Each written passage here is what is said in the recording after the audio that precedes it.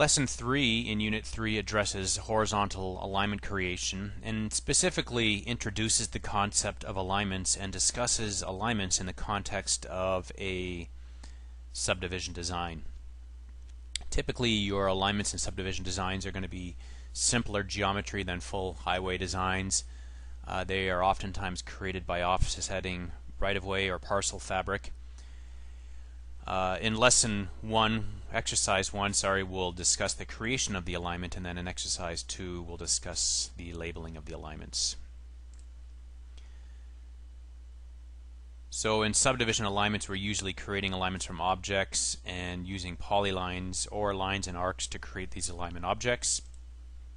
And the alignment appears in Prospector, so let's just go through that. Here we have a polyline. And if we were to go to the Home tab and under the Create Design panel we have Alignment and Create Alignment from Objects. And we'll pick the polyline here, and you can see that the direction of the polyline is in this way. We can actually reverse the direction if we wanted to, but we'll press Enter to accept the alignment direction, and this will be called 8th Avenue. Proposed center line. There's different categories of alignments: offset alignments, curb return alignments, miscellaneous alignments. This is a center line alignment. The alignment can go into a site for organization, or it can go into a none site, which is essentially the alignments tree here. The alignment style controls the display of the alignment object. The alignment label set is the collection of labels that are based on stationing.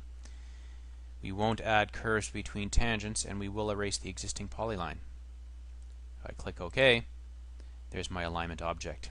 And you can see the annotation and that's tied to that. So this is an alignment object. It's 8th Avenue. It's shown under the centerline collection here. And there's no profile view, or sample lines associated with that alignment. And if you were to grip the alignment and right click and edit alignment labels, you can see that there are a number of label types assigned. We don't have profiles or design speeds or station equations, so we can delete these. But we do have major stations every 100 feet and minor stations. Let's change that to every 20 feet. And if we click OK, you'll see the tick increment will increase to every 20 feet. So fairly straightforward to create an alignment from a polyline, which is going to be oftentimes your source data for alignments in site designs. And we looked at the label set, which is the collection of station-based labels. Under Settings tab, if you go to Alignment and Label Styles and Label Sets, the label sets category and the station category work together in that the label set can contain any of these types of labels. So these are station-based labels. So if we were to look at a label set here and edit that label set, you can see that this is major, minor, and geometry points. Major, minor, and geometry points. This one here is major and minor only. Well, actually it does have profile geometry points, so we should delete that out of there. But let's make a new one. Well, let's modify this one. Let's call this major 50, minor 10. And if we go to the Labels tab, we can change the increment to 50 for the majors and 10 to the minors. And if we grip the alignment, right click and edit alignment labels, we can import this label set and click OK, and now we have a label every 50 at the majors and every 10 at the minors. So those are your station labels, and then you can also apply segment labels to your alignments. So if you pick the alignment, let's actually clean up. Let's remove the station labels just to make the segment labels more legible. Edit alignment labels, and let's just delete the labels. for now. Very easy to add them after. But if we pick the alignment now and went to add labels, you have add alignment labels, station offset labels, single segment, multiple segment. Let's just go to add alignment labels so we have all the options in a single dialog box. And we can add a multiple segment label, which will label the lines and the curves and the spirals. And if we click add, pick the alignment, you can see how the alignment geometry has now been labeled. The nice thing about this is that when you edit the data, you can see how the numbers change and will react to that label, which is a nice feature. Now if we wanted to, we could also show a tag label.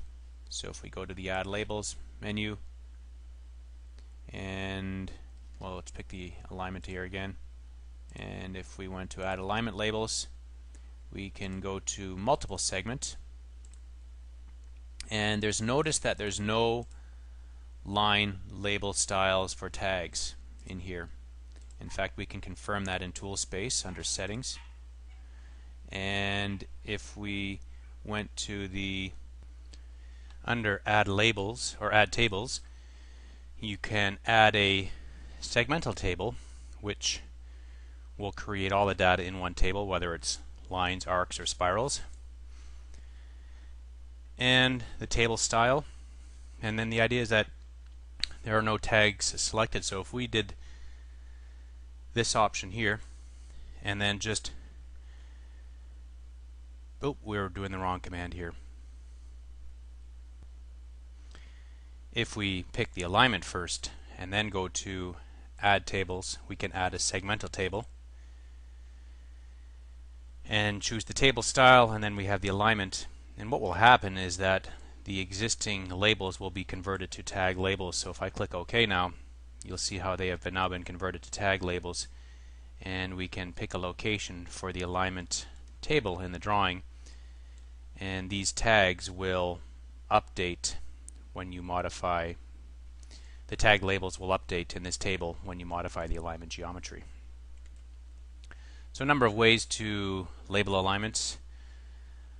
Here's the tag labels, and you can also create station and offset labels, which will update with either repositioning of the label or adjusting the alignment geometry.